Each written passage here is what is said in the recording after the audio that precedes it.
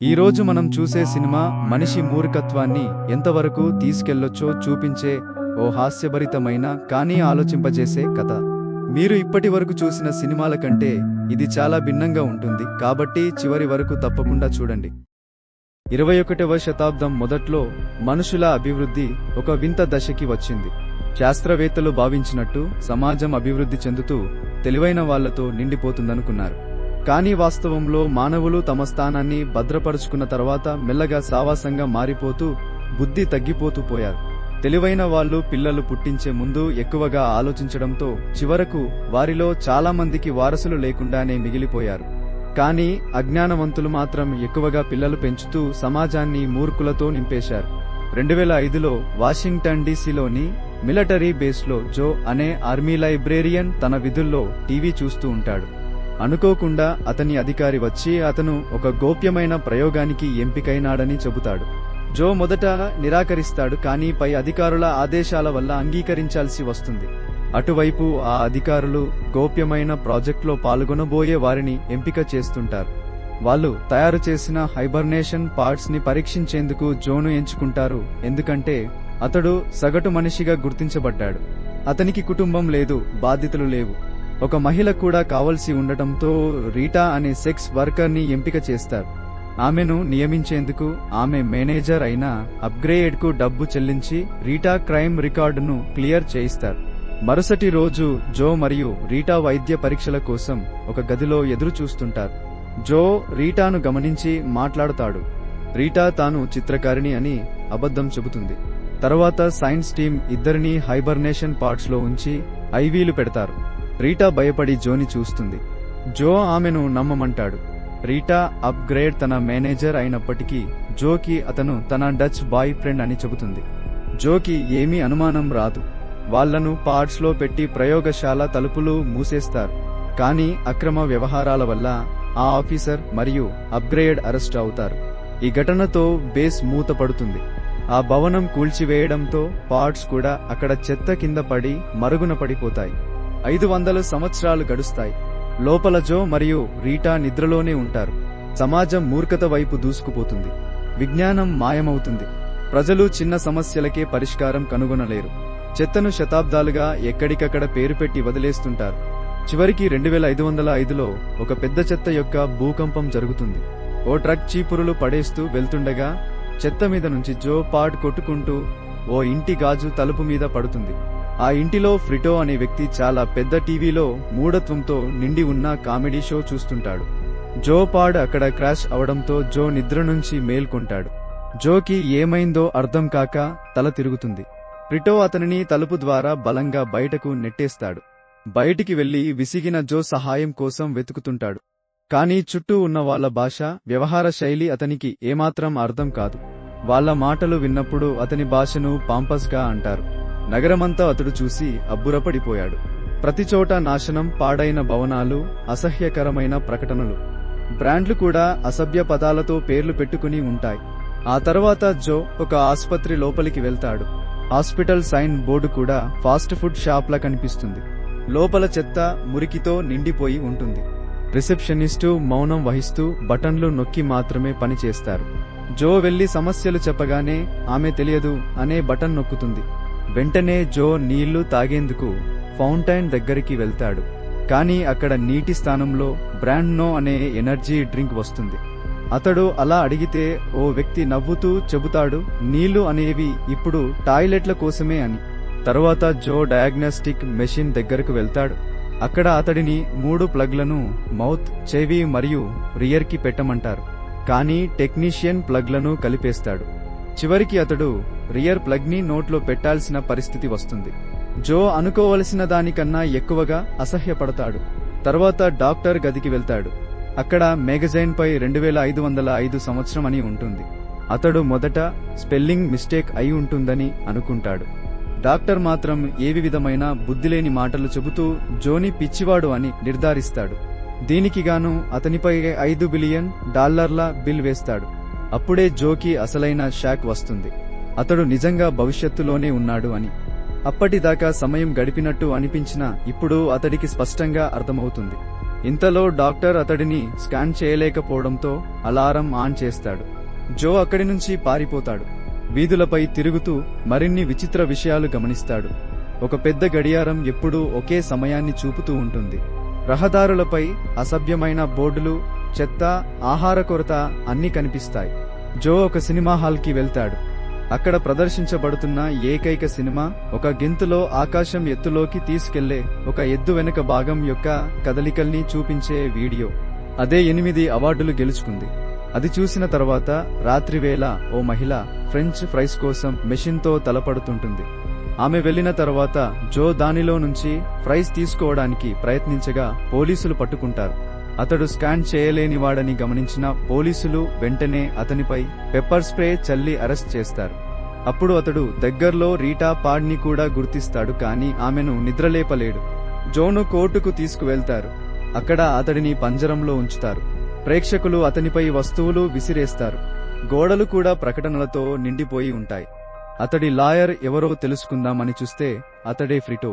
జో మొదట నిద్రలేచినప్పుడు టాయిలెట్ మీద కూర్చుని టీవీ చూస్తున్న వ్యక్తి.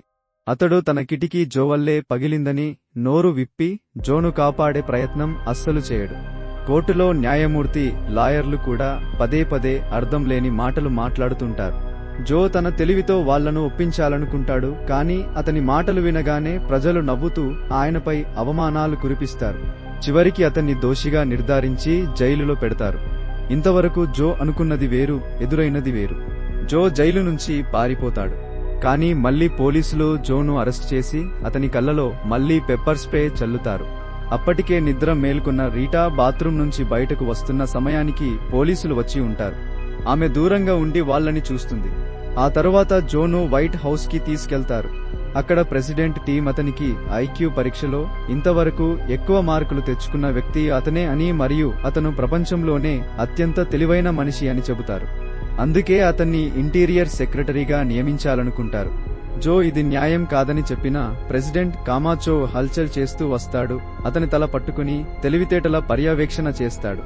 తర్వాత ఒక ప్రత్యేక సమావేశంలో కామాచో ప్రజలకి ప్రకటన చేస్తాడు. నాట్ షూర్ అన్న కొత్త మంత్రి ఇప్పుడు దేశం మొత్తాన్ని 7 రోజుల్లో సమస్యల నుంచి గట్టెక్కిస్తాడు. జోకు మొత్తం నేరాలను మాఫీ చేస్తామని చెబుతాడు. మొదట జనాలు నమ్మరు, కానీ కామాచో బీర్ తాగుతూ మిడిల్ ఫింగర్ చూపిస్తూ ఒక పాటతో ఒప్పించేస్తాడు.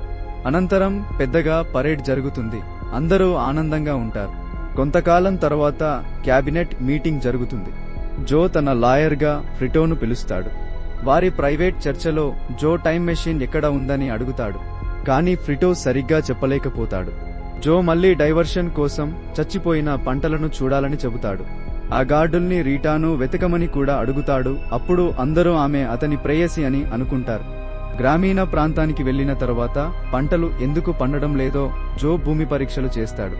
అప్పుడు ఫ్రిటో అతనికి మ్యూజియంలో టైం మెషిన్ మ్యాప్ ఇస్తాడు. ఆ సమయంలో గార్డులు రీటాను తీసుకొస్తారు. జో రీటాతో కలిసి జంక్షన్ వెనుకకు వెళ్లి మ్యాప్ చూస్తాడు, కానీ అది పూర్తిగా ఉపయోగించలేని స్థితిలో ఉంటుంది. వాళ్ళిద్దరూ తిరిగి బృందంతో కలుస్తారు. పక్కనే ఉన్న స్ప్రింక్లర్లు పనిచేస్తున్న సమయంలో జో వాటిని గమనిస్తాడు. పంటలపై నీరు కాకుండా ఎనర్జీ డ్రింక్ బ్రాండోనే చల్లుతుంటాయి. ఎందుకంటే 2330లో బ్రాండో కంపెనీ నీటిని ఇన్ఫీరియర్ గా ప్రకటించి దానిని తొలగించింది. ఇప్పుడు పశువులు, పిల్లలు కూడా బ్రాండోనే తాగుతున్నారు. జో గంటల తరబడి వాళ్లకు నీటి ప్రాముఖ్యత గురించి వివరించి ఒప్పిస్తాడు. చివరికి అతను చెట్లతో మాట్లాడగలడని చెబుతూ వారిని కన్విన్స్ చేస్తాడు. రాత్రి వచ్చేసరికి స్ప్రింక్లర్లను నీటితో అనుసంధానం చేస్తారు. కామాచో సంపూర్ణ మద్దతు ఇస్తాడు. రాత్రి వైట్ హౌస్ లో వాళ్లకు ఒక గది ఇస్తారు. రీటా తనకు మాఫీ వచ్చిన విషయం చెబుతుంది. జోకు సరే అంటే తనతో భర్తగా ఉండాలని సూచిస్తుంది, కానీ జో ఇప్పటికీ ఆమెను పెయింటర్గా అప్గ్రేడ్ అనే మేనేజర్తో డేటింగ్ చేస్తున్నదిగా నమ్ముతుంటాడు. కాబట్టి తిరస్కరిస్తాడు. కొన్ని రోజులు గడిచిన తర్వాత ఒకరోజు ఎవరో ఒకడు కిటికీపై రాయి విసిరి పగలగొడతాడు.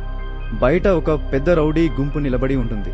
వాళ్ళు కోపంగా ఉంటారు, ఎందుకంటే బ్రాండోని నీటితో మార్చడంతో స్టాక్స్ పడిపోయాయి, చాలా మందికి ఉద్యోగాలు పోయాయి. ప్రజలు నిరసనలు చేస్తున్నారు. ప్రభుత్వం అత్యవసరంగా క్యాబినెట్ మీటింగ్ పెట్టుతుంది. బ్రాండో సీఈఓ కూడా వస్తాడు. అతడు నేరుగా జోను నిందిస్తాడు. తర్వాత జోను మళ్లీ ట్రయల్కు తీసుకెళ్తారు. ఫాక్స్ న్యూస్ దాన్ని విచిత్రంగా కవర్ చేస్తూ జోను చెడ్డవాడిగా చూపిస్తుంది. జోను దోషిగా తేలుస్తారు. ఆయనను రీహాబిలిటేషన్కి పంపాలని శిక్షిస్తారు. జో మొదట ఆ శిక్షను తేలికగా తీసుకుంటాడు. కానీ తరువాత తెలిసింది ఏమిటంటే ఇది ఒక మాన్స్టర్ ట్రక్ అరేనా అని. అక్కడ ఖైదీలు పరిగెత్తలేకపోతే చనిపోతారు. రాత్రి రీటా జైలుకు వస్తుంది. అక్కడ జోను ఒక భారీ రాయికి చైన్తో కట్టేసినట్టు చూస్తుంది. గతసారి పారిపోయాడని ఇప్పుడు అలా కట్టేశారు. నువ్వు టైం మెషిన్ వెతికి దానితో గతంలోకి వెళ్లి వాళ్ళందరికీ ప్రపంచం గతిని తెలియజేయి అని జో ఆమెకు చెబుతాడు. ఆ రాత్రి క్యామాచో సహా మొత్తం దేశం రీహాబిలిటేషన్ చూడటానికి వస్తుంది. జాతీయ గీతం పాడుతున్న వ్యక్తిని ప్రేక్షకులే కొడతారు. 2 పెద్ద ట్రక్కులు అరేనాలోకి వస్తాయి. వాటిపై కామెడీగా ఉన్న ఆయుధాలు కూడా ఉన్నాయి.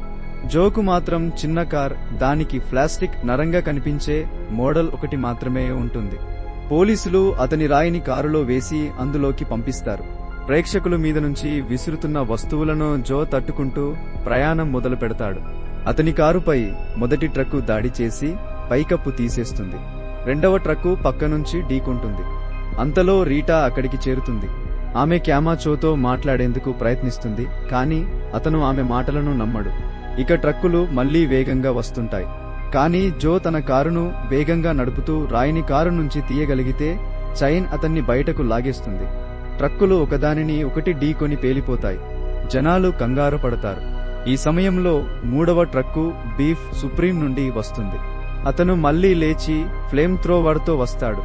రీటా అప్పటికే ఫ్రిటోను మరియు కెమెరామన్ను ఫీల్డ్కి పంపిస్తుంది. పంటలు పెరుగుతున్న ఫుటేజీ తీసి పెద్ద స్క్రీన్లపై చూపించాలని ప్లాన్ చేస్తుంది. మొదట వాళ్ళు పక్కనే ఉన్న నాటీ క్లబ్కి బందిపోటుగా వెళ్లిపోతారు. అరేనాలో బీఫ్ సుప్రీం జో మీద మంటలు చల్లుతూ వస్తాడు. చివరికి జో మైక్రోఫోన్ పైన ఎక్కి నేను మిమ్మల్ని సహాయపడటానికి వచ్చా అని భావోద్వేగంగా మాట్లాడతాడు. ప్రేక్షకులు మొదట నవ్వుతారు. కానీ ఫుటేజీ స్క్రీన్లపై కనిపించాక ప్రజలు ఆశ్చర్యపోతారు. పంటలు నిజంగా పెరుగుతున్నాయి. క్యామాచో అక్కడే జోకు పర్దాన్ ఇస్తానని ప్రకటిస్తాడు. అందరూ సంబరాల్లో మునిగిపోతారు. తర్వాత పార్టీ జరుగుతుంది. రీటా జోకి చెబుతుంది, నాకు ఈ భవిష్యత్తే బాగుంది. ఇక్కడ నేను బెటర్గా ఉంటున్నా. క్యామాచో జోను ఉపరాష్ట్రపతిగా ప్రకటిస్తాడు. జో నాకు ఇంటికి తిరిగి వెళ్లాలి ఉంది అని చెబుతాడు. కానీ అందరూ విన్నవించుకుంటారు, మా కోసం మిగిలిపోవని. చివరికి జో ఓకే అంటాడు. అంతలో ఫ్రిటో వచ్చి నవ్వుతూ టైం మెషిన్ ని చూపిస్తాడు. అది ఒక చిన్న బొమ్మ మాత్రమే. నిజమైన టైం ట్రావెల్ మెషిన్ కాదని తెలుస్తుంది. ఫ్రిటో డబ్బుల కోసం అబద్ధం చెప్పాడు. చివరికి జో రీటాని పెళ్లి చేసుకుని ప్రెసిడెంట్ అవుతాడు. వాళ్లకు 3 మంది తెలివైన పిల్లలు ఉంటారు. ఫ్రిటో 8 పెళ్లిళ్లు చేసుకుని 32 మంది బుద్ధిగల పిల్లల తండ్రిగా అవుతాడు. అదే మానవ పరిణామానికి కొత్త దశ అవుతుంది.